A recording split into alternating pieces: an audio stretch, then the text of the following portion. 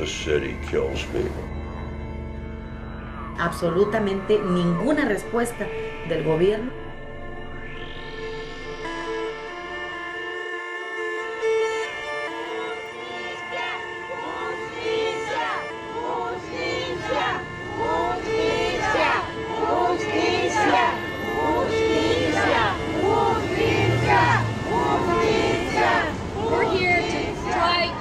Shed light, more light on the injustices, on the murders of over 390 women that have occurred and probably more that we don't even know about in the city of Ciudad Juárez.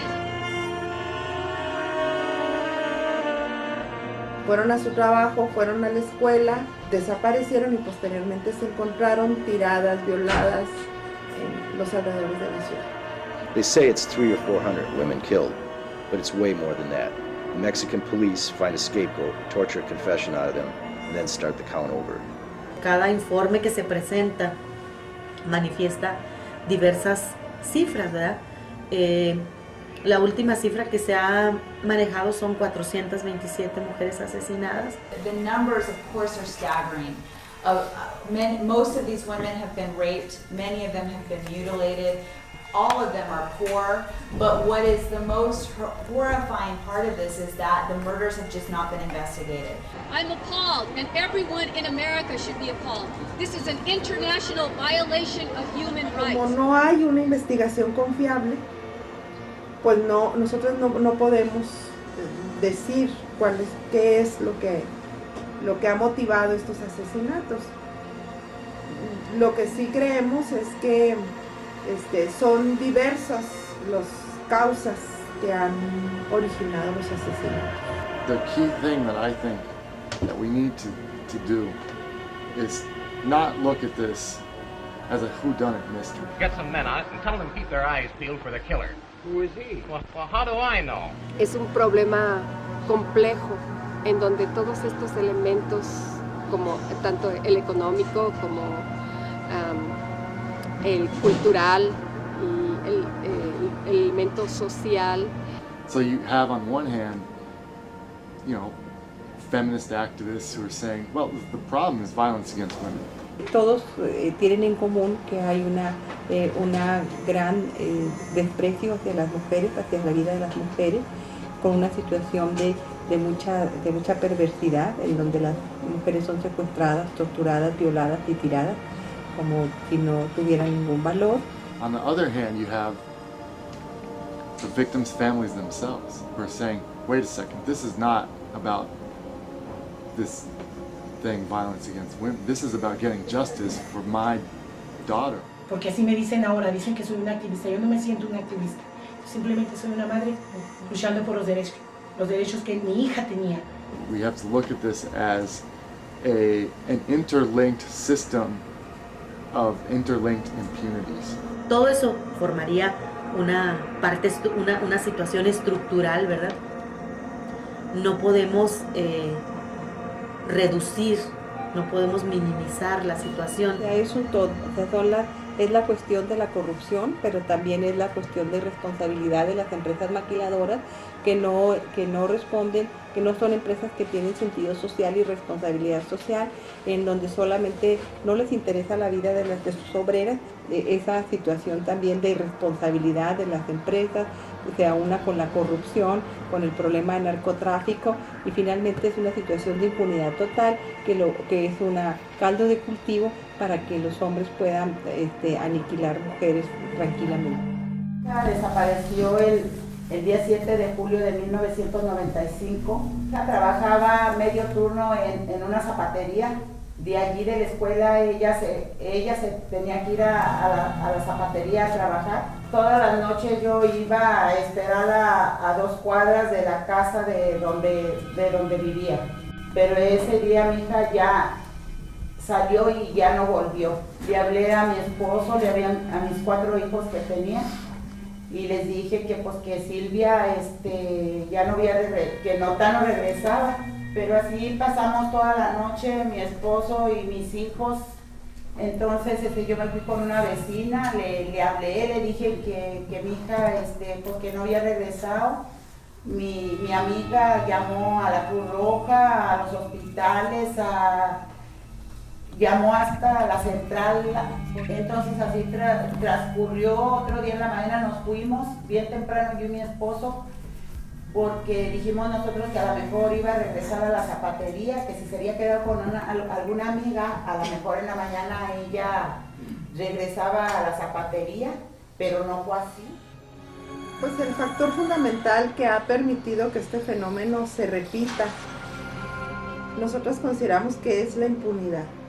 Es decir, cualquier hombre, grupo de hombres que nosotros creemos que son personas con poder económico y político, se sienten con la facilidad de violar y matar a una mujer y no va a pasar nada. This impunity has sent a message to all of the men in society, not only in Ciudad Juarez, but across the border in El Paso, even hours north of the border, that men can do what they want in Ciudad Juarez to women and there are no consequences. And that's why we believe that we have seen this rapid increase in these violent sexual murders. In Mexico, you don't have a jury system. You don't have police that enforce laws. You don't have judges that are on the level. You have a government that anybody can buy with money. That's fine if you have money and you're powerful. But for most of the people, it means no protection. Entonces, ante a todos estos niveles, estas mujeres se tuvieron que enfrentar. Por eso yo creo que su lucha tiene un mérito enorme, porque se enfrentaron sin nada ante un enemigos sumamente poderosos.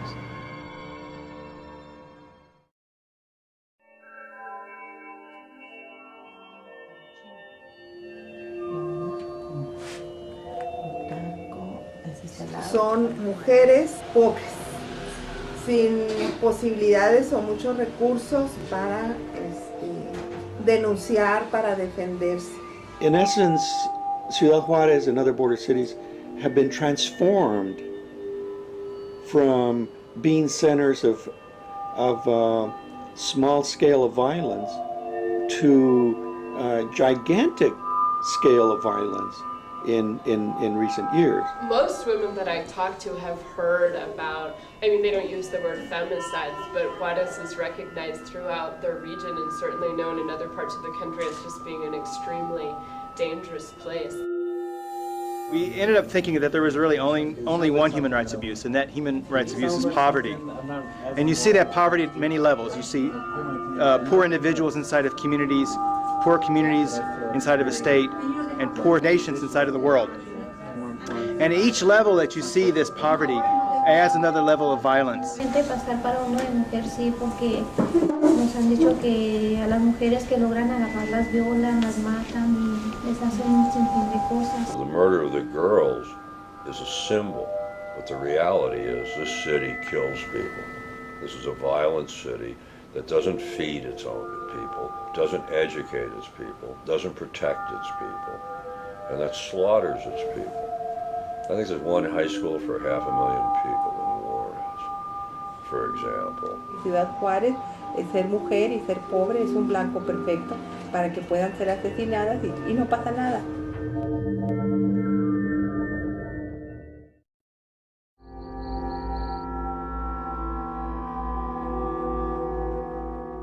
And something outrageous and heinous as this, 500 people being killed at the border over the last 10 years, that people would have moved heaven and earth to try to make some kind of solve the situation right away, but yet it lingers. It lingers and sort of cries out for some kind of resolution, and no resolution is being taken, and meanwhile people continue to die. Dicen que nosotros venimos a marchar a Juárez, que porque ya no van turistas a Juárez ni gente, porque dice que nosotros decimos que allá matan. Para empezar, en el estado de Chihuahua no es un delito desaparecer. Por lo tanto, no nos las buscan, y si las buscan nos están haciendo un favor.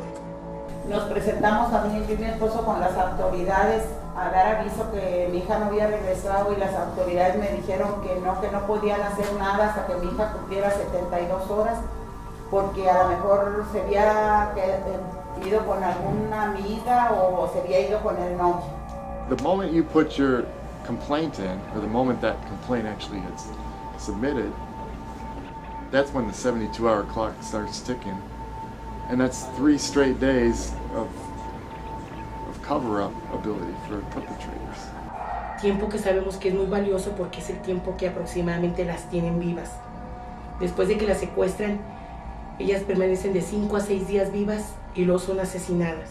Pasó un mes y las autoridades no iba yo día con día, iban a saber qué razones tenían, a ver qué investigación bien hacían, y ellos nunca me decían nada, me decían que no me podían decir nada porque entorpecían las investigaciones. Para que un caso nosotros consideremos que está resuelto es cuando hay una sentencia definitiva, cuando ya pasaron las apelaciones, los amparos, cuando ya el presunto responsable no tiene ninguna defensa legal. Y hasta ahorita, en los casos en que ellos dicen que los crímenes están resueltos, no hay sentencias definitivas. Mi hija iba a cumplir ya dos meses de perdida cuando un señor la encontró en el Lote Bravo.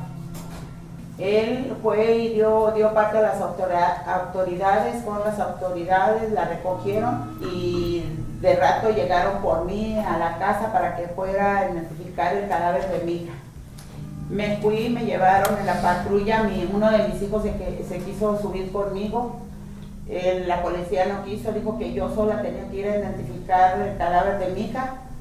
Me fui y pues sí era mi hija, yo la identifiqué, pero yo sabía bien que sí era mi hija porque yo iba y encontré su ropa tal como salió ese día en la mañana. La policía me dijo, bueno señora, pues se tiene que irse usted sola, dijo, porque yo tengo otras cosas más urgentes que hacer.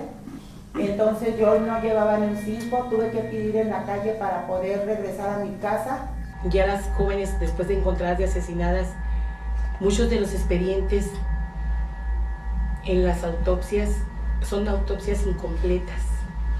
Muchos no tienen ni siquiera el examen de ADN para certificar que es la chica que se dice que es. En otros se han dejado perder pruebas periciales como la ropa. De hecho, el gobierno incluso en algunos casos las quemó las prendas que encontraron.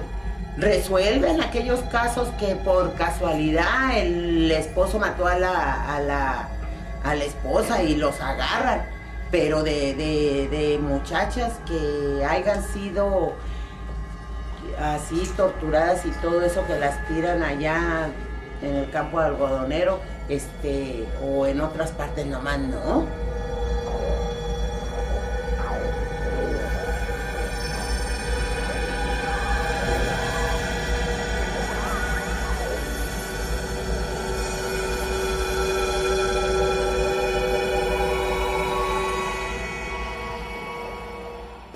La autoridad, para quitarse presión, ha clasificado los homicidios y ha dicho que solamente se va a encargar de los que ellos consideran que tienen un móvil sexual. Este es un asunto que nosotras rechazamos, porque todos son homicidios de mujeres, homicidios violentos de mujeres, independientemente de si hay o no hay móvil sexual. Entonces, ellos han reducido los 410 casos a 96.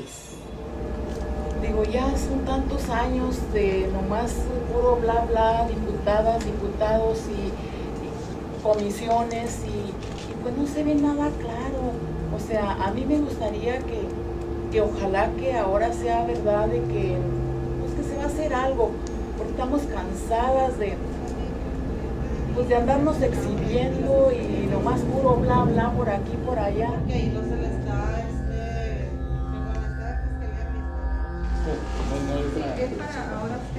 Bueno, yo en primer término quiero decirles que cuentan con nosotros Se sienta un gobernador y se sienta otro y para nosotros es la misma. Efectivamente, a nivel gubernamental, tanto federal como estatal, hay creación de organismos, de fiscalías, de programas, de coordinaciones, pero todo se queda arriba, en el discurso, en la foto, pero no baja a donde se hace la investigación y donde se buscan las desaparecidas. It's a positive thing to set up the federal commission, but they need to really have the political backing of the Mexican government to truly investigate the connection between the Chihuahua State Police, between the narco traffickers, between possible serial killers, and not just be making reports and having more and more discussion. Okay, I take your opinion.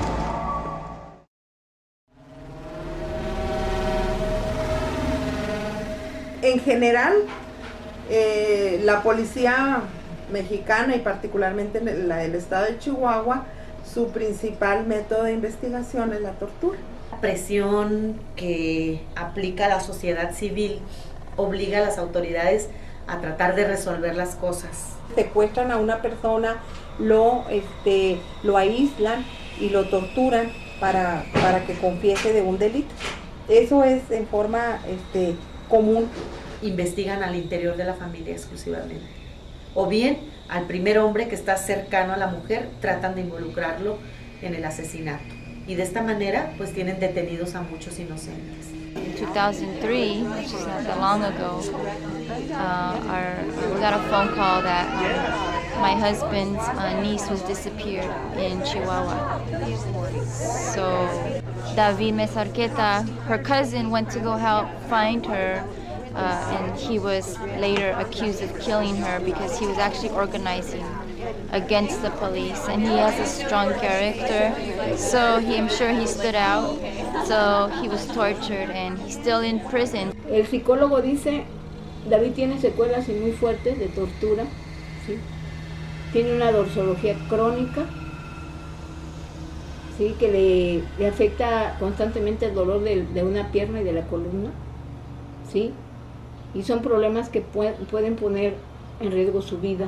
Cuando alguien es detenido, inmediatamente se le tiene miedo, hay poca credibilidad en nuestras policías por las situaciones de corrupción y de nexos que hay con el narcotráfico, ¿verdad? Everybody who's in prison has the same story of torture, how they were captured, judicial police interrogating them for hours and hours and hours, and then later, oh, they're guilty, their faces in the paper, and they've said they killed so and so.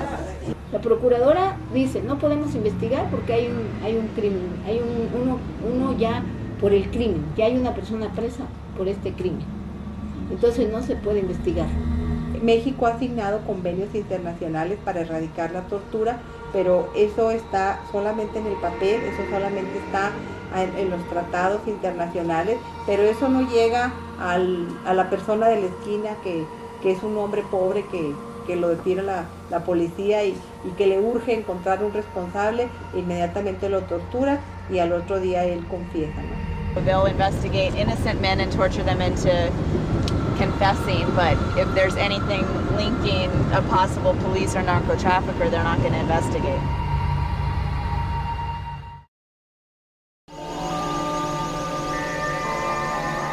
Hay un buen número de crímenes de mujeres en los que quienes los han realizado tienen relaciones con el crimen organizado y además nexos con la policía, que han sobornado a las autoridades porque están en las redes de tráfico de drogas, de prostitución, de robo de autos, etc. O sea, I believe it's a combination of social sickness, money, corruption, and government definitely covering it. The problem with corruption reaches high levels of government. In Mexico, nobody gets paid enough to feed their family off being a cop. Here, the assumption is you're going to take bites. There is so much money now in drugs and people smuggling, just for openers, but someone is going to take a fall. And I'll tell you the reason, besides greed. It's so easy. And in the United States, we know that money corrupts politicians, and it corrupts business people, it corrupts corporations. So why would we be surprised that money would corrupt officials in Mexico? This is the corruption of the drug trade on both sides of the border. It's a huge, not dissimilar to what maybe happened in Vietnam or what happens in any war. A lot of people get a vested interest in keeping the war going on both sides of the border. This has permeated both the society and it's also permeated the government. Because what do you think happens when you have a country that's poor and somebody shows up with a dump truck full of money? The police have mishandled evidence, they have mixed up DNA results, and they just simply refuse to investigate.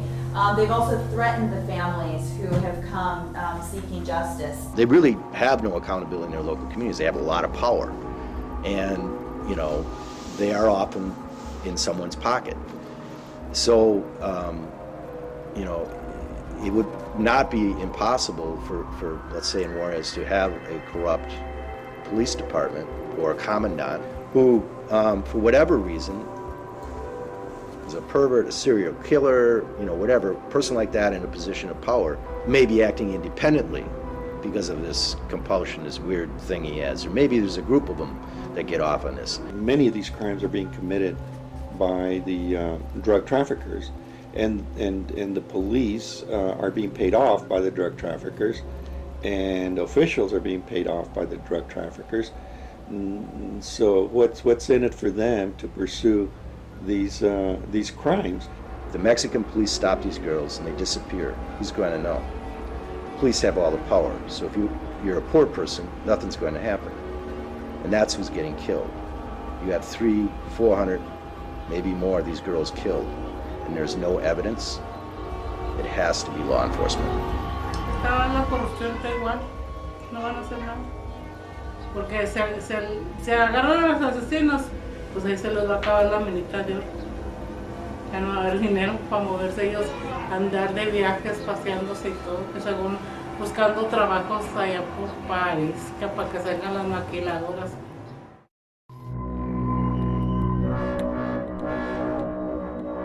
We've been talking a lot about police corruption, but the police corruption exists because of narcotrafficking. Muchos de los cuerpos se han encontrado con mucha similitud. Similitud en cuanto a la tortura, en cuanto a la manera de ser asesinadas, las violaciones y la forma incluso en que colocan el cuerpo para cuando se deshacen de él. O sea que no pueden decir que estos crímenes no están ligados, ¿verdad? Realmente están ligados y son cometidos por un grupo de personas, porque esto no puede corresponder a un asesinato de una sola persona. Esto debe ser planeado, ¿verdad? De otra forma no podríamos entender cómo se encuentran grupos de cuerpos de 3 mujeres, de 8, de 5 y con las mismas características. Entonces, esto es crimen organizado, sin duda.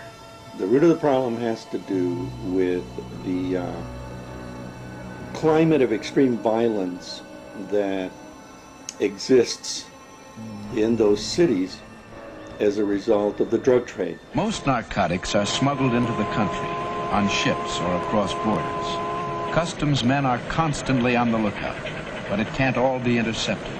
A great deal gets through. Since the 1980s, the violence has escalated significantly.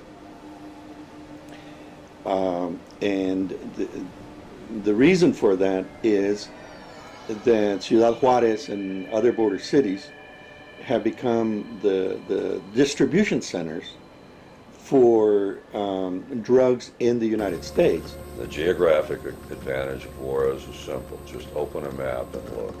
It connects with the underbelly of the United States at a point where all transportation arteries radiate out from it. It is the perfect crossing point.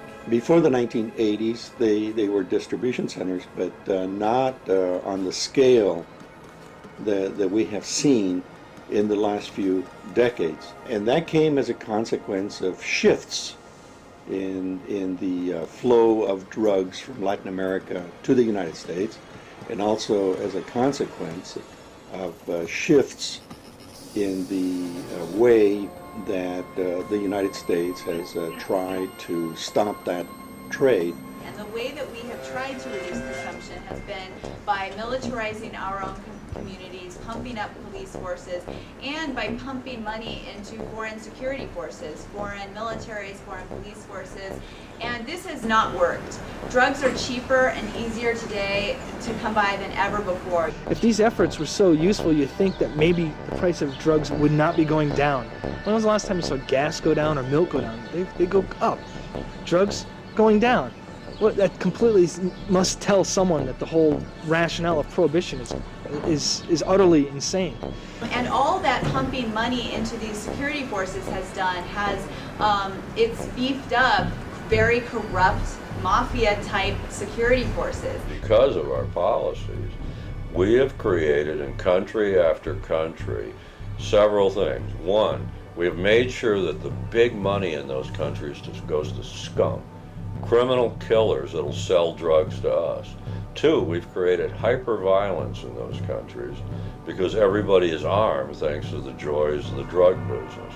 Three, we've taken governments that may have seemed corrupt before and made them hyper-corrupt because there is so much money in drugs. It's a horrible situation, and I believe that Americans play a direct role in what has happened there. You can't sit in this country and enjoy your drugs and not think there's a consequence to it. The consequence that matters isn't your own body. What the hell, you're going to die anyway.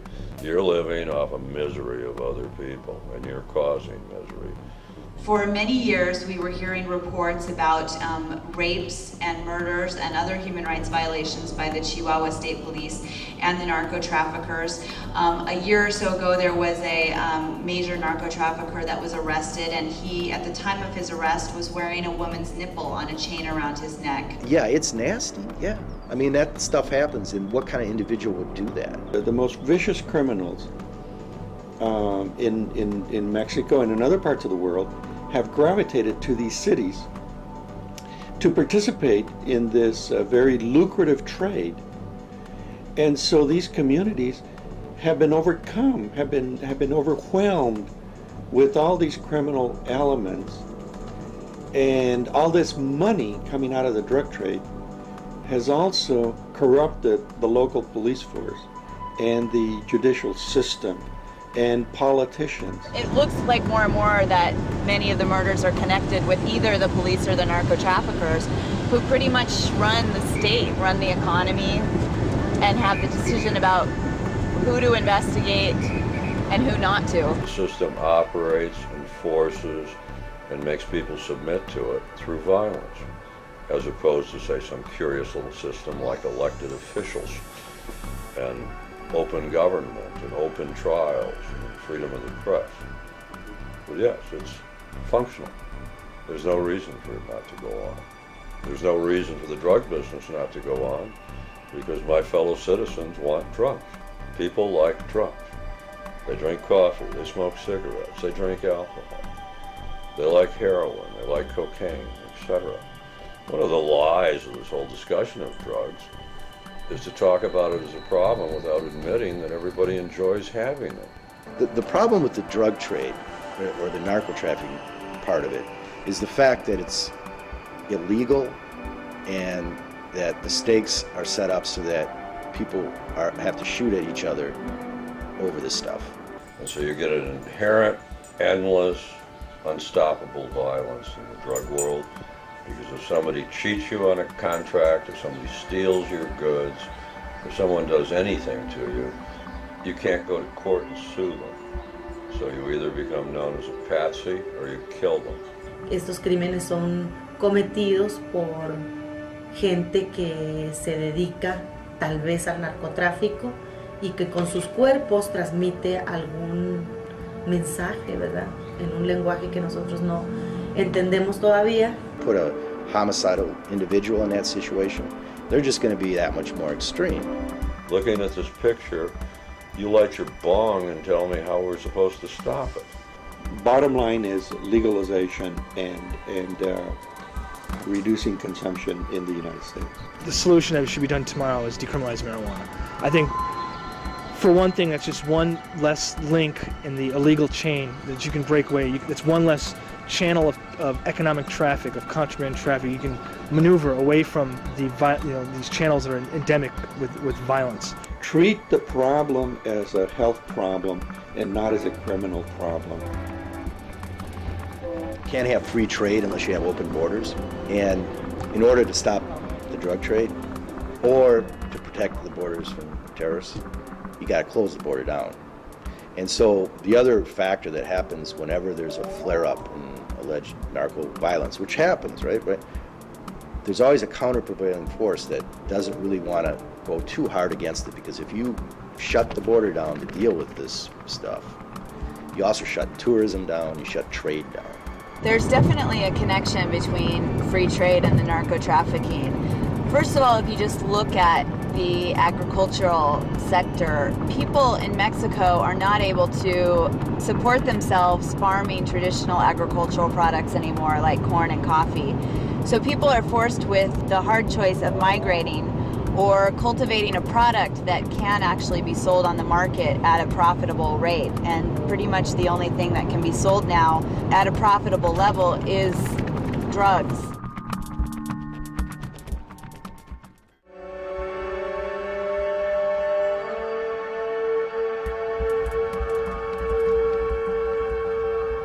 Minimum wage here in Juarez is much higher than it is anywhere in this region.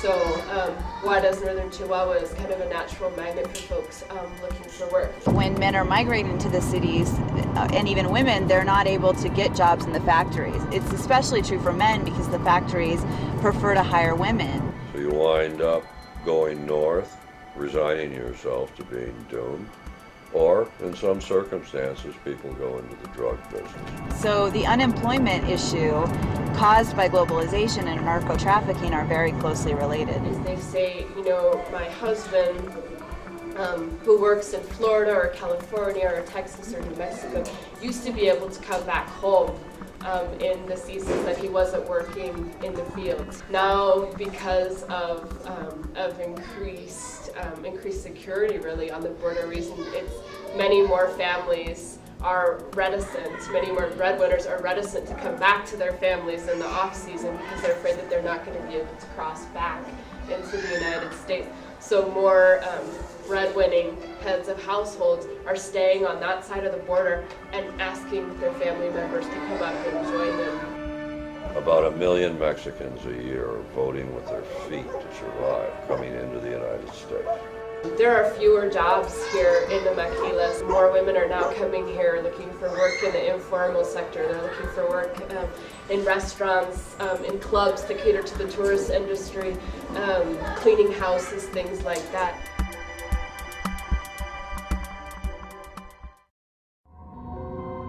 About half of these victims have been workers in U.S.-owned factories. And the factories have done almost nothing really to address this problem.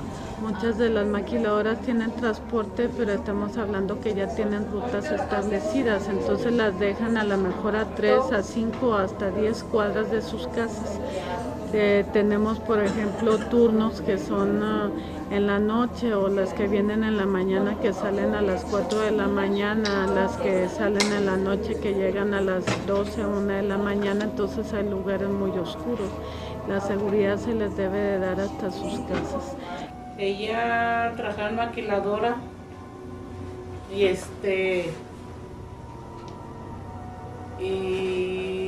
se fue normal, tranquila, y ya la regresaron porque llegó 2 minutos tarde. Y ya de allí pues ya no regresó para la casa. Entonces, como ella también trabajaba en maquila en la mañana y Claudia en la tarde, le cuidaba a sus niñas. Entonces llegó ella temprano y Claudia se fue. Llegó la maquila por 2 minutos tarde, la regresaron. Y nosotros al otro día pensamos que se había quedado extras ese mismo día, pero ella ya no regresó para acá, ya no vino. Entonces se me hizo raro a mí, entonces le hablé a ella, le dije que Claudia no había llegado a la casa. Y fuimos a la maquiladora y hablamos con el gerente y ahí estaba el reporte donde la habían regresado. Pues le dije, es que ella no ha llegado a la casa.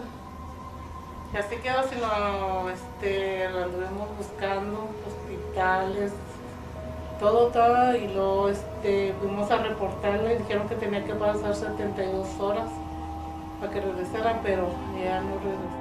These murders began to accelerate around 1993, 94, 95, which was the time that NAFTA went into effect. And we really don't believe that that's a coincidence. This was a period of years when people were migrating en masse from rural Mexico to the borders and even to the United States to work often as undocumented workers when they lost their jobs in other sectors, particularly the agricultural sector.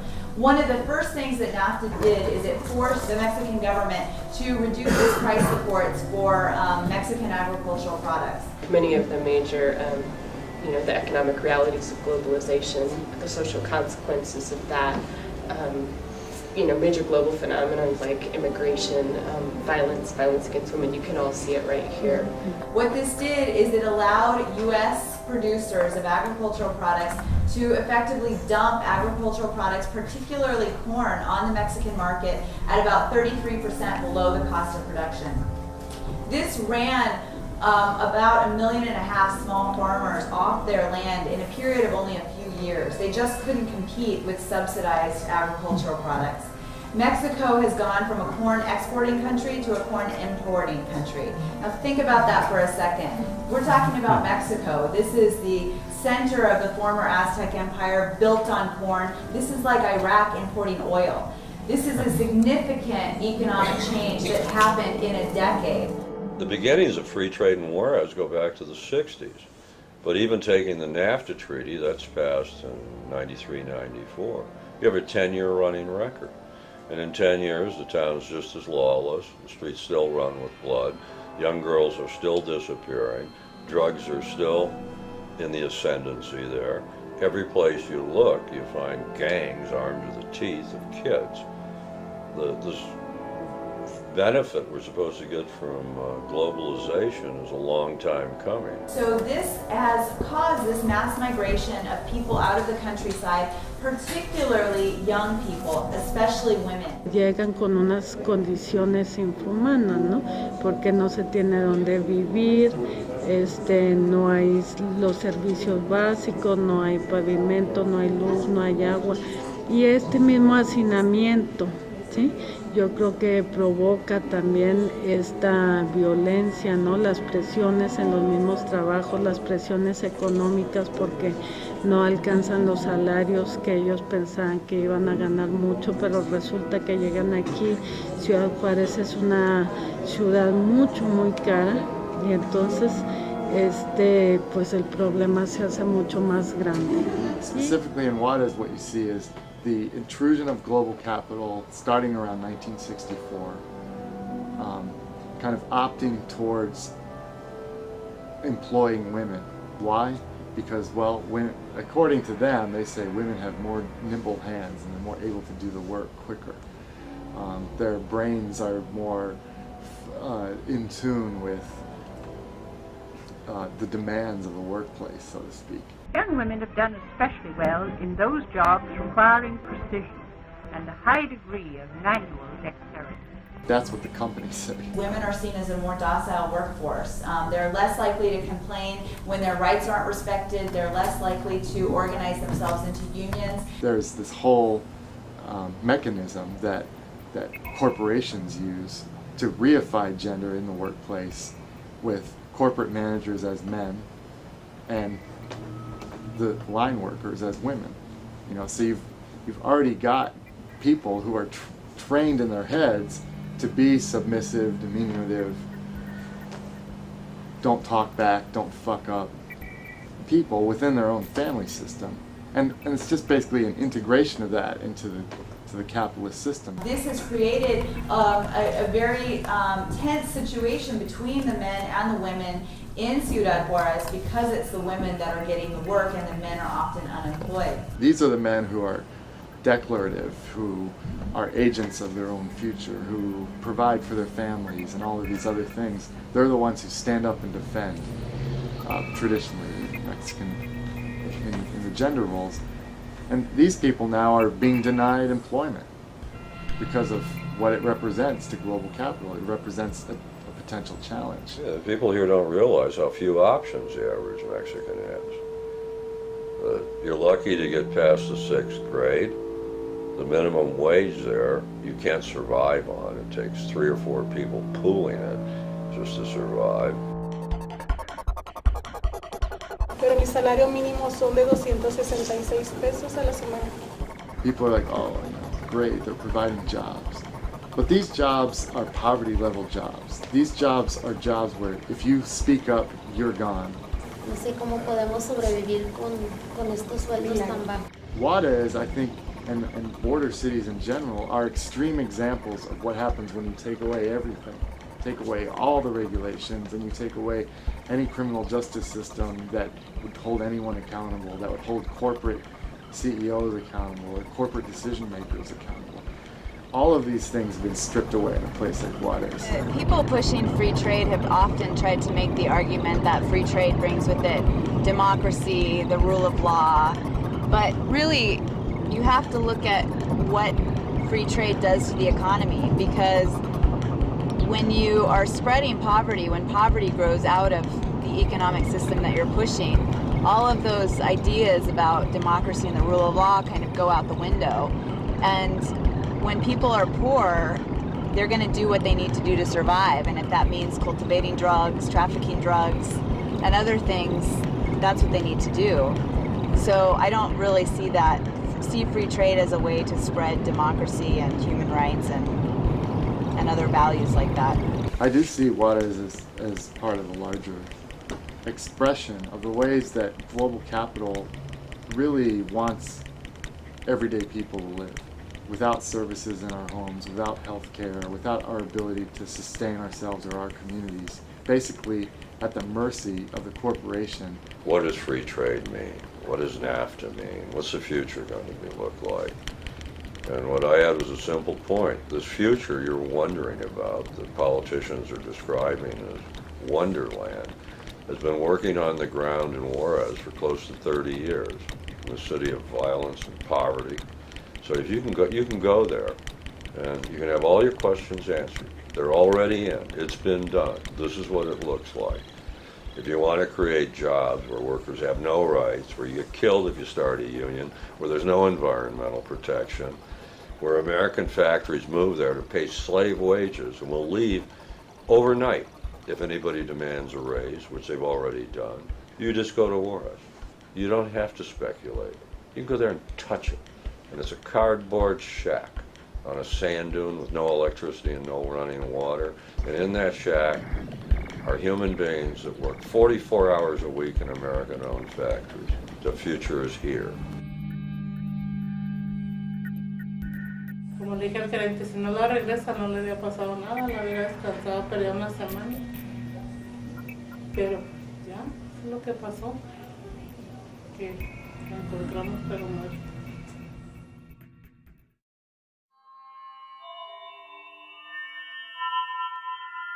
El fenómeno que se conoce como feminicidio es la muerte violenta de mujeres por el hecho de ser mujeres, que además en algunos casos lleva maltrato, tortura, violación y el asesinato. They don't call it femicide, but yes, they've heard of the violence and they're aware that that's a part of the risk that they have to take. But I guess most of the women tell me when you kind of, I guess we would say a cost-benefit analysis, right, that that's a risk that they're willing to take. But many say they don't like Juarez, don't like the idea of coming here. These women's lives don't count, just like the lives of Iraqis don't count, the lives of, you name it, working class people, women, people of color, gay, lesbian people, their lives don't count. And so it's no wonder why people don't know that poor Mexican women, 400 or 500 of them have been killed.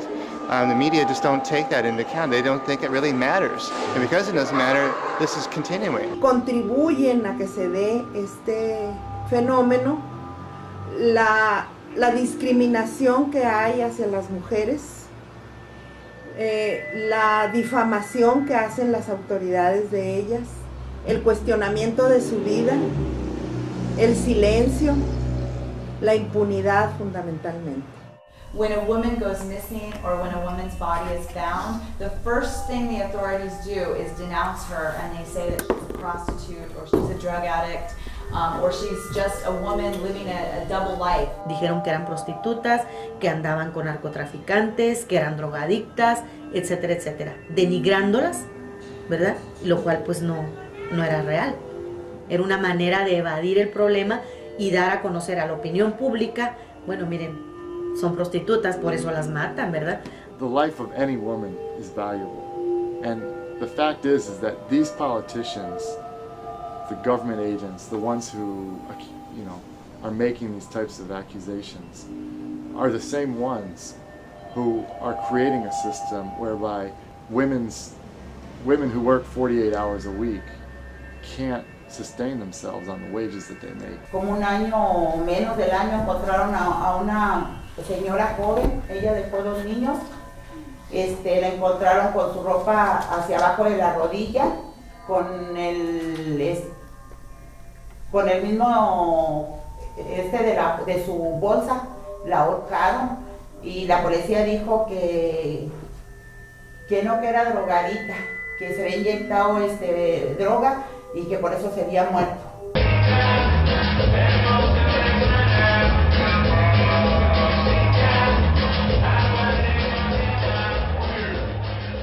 We're even hearing from our colleagues at a domestic violence shelter called Casa Amiga that women are coming in now and they're reporting that when their husbands are beating them, one of the threats that their husbands are using is the femicides, and they're saying, look around you, I can kill you and dump your body and nobody's going to do a thing to stop me.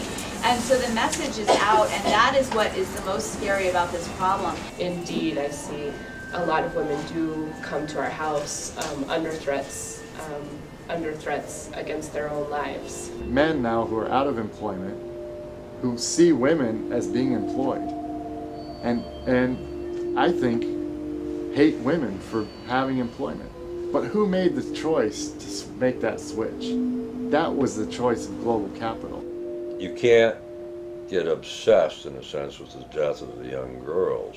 What you have to do is realize they're a canary in a coal mine warning you about a society in serious trouble.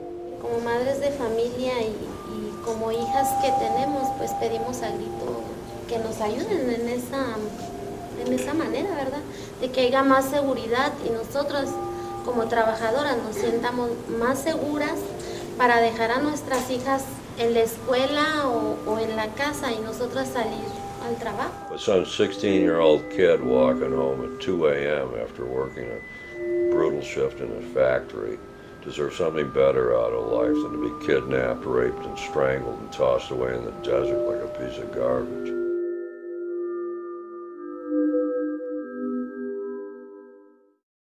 ¡Ni una asesinada más! ¡Alto a la impunidad! ¡Ni una asesinada más! La situación en Ciudad Juárez está peor que nunca, ¿verdad? Siguen los asesinatos y siguen las desapariciones. Esto no ha terminado. What has to happen is for the United States and Mexico to focus on this. We got a problem if our brilliant NAFTA and our brilliant governments produce this as the end product. Tendríamos que decir que gracias a las muertes de Juárez, en otras partes de México, de América Latina, se está viendo este problema como un problema grave, recurrente y en aumento. People are recognizing that to really change things, there needs to be unity. And that's the major change that's happened in the past 3 years. It means that no matter what perspective you come from in being outraged by this situation, that you inevitably have to work with someone who doesn't share the exact same perspective as you do, but shares the same general goals and the same general idea. So where are the minds to say, well, what can we try next? How can we do this better? Listen to the voices of grassroots people who are directly affected by poverty, by violence, etc. And to work to generate and focus and organize that voice so that it becomes targeted at decision makers who have the ability to change things. Somewhere, the community itself has to get organized. It has to come to grips with this and take back its city. Creo que la única esperanza que les queda a las madres es que la justicia venga de fuera.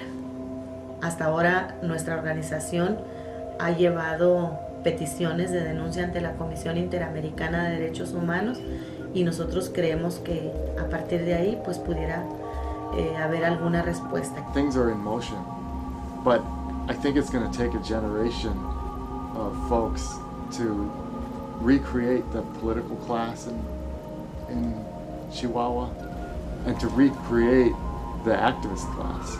Se reconoce por parte del Estado la violencia en contra de las mujeres, cosa que anteriormente en las anteriores administraciones no había sido así. Entonces, en ese sentido es un avance. No se puede decir que hay grandes cambios porque todavía en la práctica no se ve nada, pero por lo menos existe el reconocimiento. Entonces, sobre eso yo creo que podemos continuar exigiendo. The whole phenomena of violence against women, I think, is much bigger than just, the border towns. I mean, let's face it, in suburban America, where most people have comfortable homes and guarded communities and pay police to keep people away, who knows what goes on behind closed doors there? We need to raise the bar on ending violence against women in our own communities, so that when we look to Juarez and say, this is wrong, when we look at that and we point the finger, at the same time we can stand up and say, you know what, this exists in my community and I'm standing up in my community to defend against it too. Pretendemos llegar al corazón de cada ciudadano para tratar de modificar nuestra cultura machista y de hacer reflexionar a hombres y mujeres acerca de cómo a través de nuestras expresiones, de nuestras actitudes cotidianas, podemos lograrlo, ¿verdad? Podemos llegar a tener una sana convivencia entre hombres y mujeres. Que nos sigan apoyando porque ya todo el mundo sabe que nos apoyen y que de veras presionen al gobierno de Chihuahua y al de aquí de Juárez, que de veras escalen, que hagan ustedes mucho por nosotros. Sí, eso era lo que yo pediría, que los Estados Unidos mandaran investigadores buenos, que investigaran, que si era posible que, ¿cómo se llaman esos que revisan los cuerpos y todos? A ver qué hallaban ellos en los cuerpos de las muchachas. Estados Unidos y México tienen convenios en razón del narcotráfico. No ha funcionado hasta ahorita, pero tienen convenios. Tienen convenios en el caso de los carros chuecos, ¿sí? Cuando un automóvil se pierde y bueno, hay una base de datos. Pero no tienen un convenio binacional para que proteja la vida de las mujeres cuando hay una situación de excepción y de peligro, de violación masiva de los derechos humanos. Entonces, aquí no es cuestión de soberanía, aquí es cuestión de que cuando están violentando los derechos humanos a todos y a todas nos preocupa. Entonces creo que estas personas que nos escuchan pudieran hablar con sus representantes en sus estados, sus congresistas, para que les pidieran, ¿sí?, que sea un tema fundamental de su agenda la violación de los derechos humanos de las mujeres. Mantener el nivel de la denuncia. Ha habido muchas acciones en todo el mundo de grupos organizados frente a las embajadas, cuando han ido funcionarios mexicanos, ha habido movilizaciones, acciones, han enviado cartas a las autoridades. Todo eso sirve porque permite que el gobierno se dé cuenta de que tiene que poner atención porque hay una presión internacional. We're seeing young people now throughout Chihuahua State, throughout Mexico, and throughout the world really, dedicating their lives or parts of their lives to creating solutions in Juárez. Aparte de la esperanza que yo tengo que él salga libre, es, como le decía hace ratito, de la presión que hagan nuestros hermanos en todo el mundo, pues las personas que saben y que nos están apoyando con una carta, con llamadas o cartas. Y ese poquito es el nada, que a veces parece que no haciendo nada, es lo máximo para todos estos casos, y que gracias a eso es por lo que estamos todavía, que todavía la esperanza que un día se solucione. Que el día que se callen todos ese día van a decir, pues ya no hay nada, ya, qué bueno, esto ya se calmó y olvídenlo, ¿no? Sí, pero que no se olvide nunca, porque todavía siguen sucediendo más asesinatos y seguimos sufriendo igual. By shedding light and stepping up, we are making a difference. And I would ask all of you to understand that if our priorities are not addressed, then we need to change our government. Las madres no van a estar tranquilas hasta que sus casos estén resueltos, hasta que vean a alguien en la cárcel pagando por ello. ¿Qué debería derrotar la impunidad? No, jamás. La corrupción nunca se va a terminar tampoco. El crimen y todo, ¿no? Pero sí podemos quizá, pues quedar a lo mejor y decir, bueno, hice lo que pude, y me esforcé, y luché hasta el final, y no me quedé callada. Y lo que yo tenía que hacer por mi hermano lo hice. Y yo pienso que eso es lo que piensan muchos hermanos de otros lugares, y que Dios los bendiga a todos. Sí. Un abrazo muy fuerte. Ni una más, ni una más, ni una más. Ellas buscan dignidad, paz, justicia y libertad, también amor y equidad. Ellas buscan solidaridad, ellas gritan ni una más.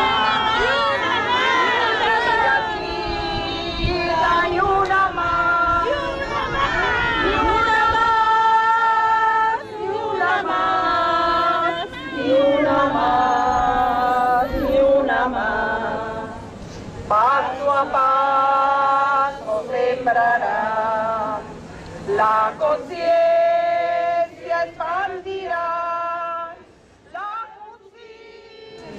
And you are? I'm with Independent Media Center.